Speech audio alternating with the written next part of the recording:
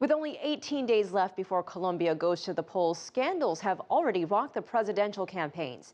The chief strategist for Juan Manuel Santos' re-election campaign resigned on corruption charges, and now his competitor faces a cyber-espionage scandal.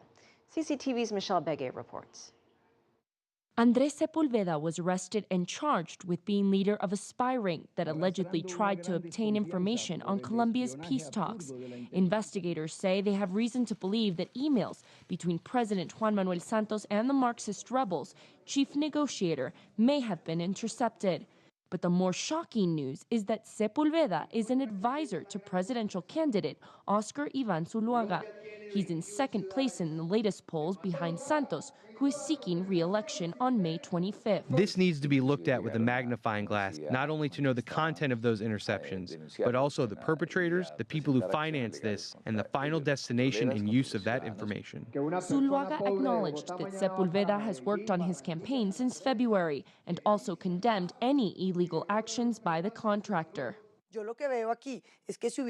What I think is that if there were criminal acts by the contractors, they have nothing to do with the Oscar Iván Zuluaga campaign. Because what are the supposed infiltrations and how did we supposedly use them? Where is the sabotage? Zuluaga supporters say Sepulveda's arrest is a ploy to distract from a scandal that broke out earlier this week. President Santos' own chief campaign manager, JJ Rendon, resigned after allegations surfaced that drug lords secretly paid him millions of dollars to help them avoid being extradited and jailed in the U.S. Rendon denies any wrongdoing and has not been charged. The president of the fraud and corruption watchdog, Red Ver, who filed the complaint against Santos' chief campaign manager, says an investigation is underway. There is a dispute on how and when these resources were given, because there is a property that is said to have been acquired for a similar amount in the United States.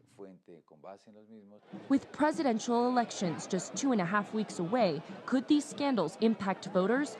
The latest polls show neither of the top two candidates would receive the 50% needed to avoid a runoff in the first round of voting on May 25th. Polls show President Santos would narrowly beat Zuluaga 34% to 31% in a second round of voting to take place on June 15th. Michelle Begue, CCTV, Colombia.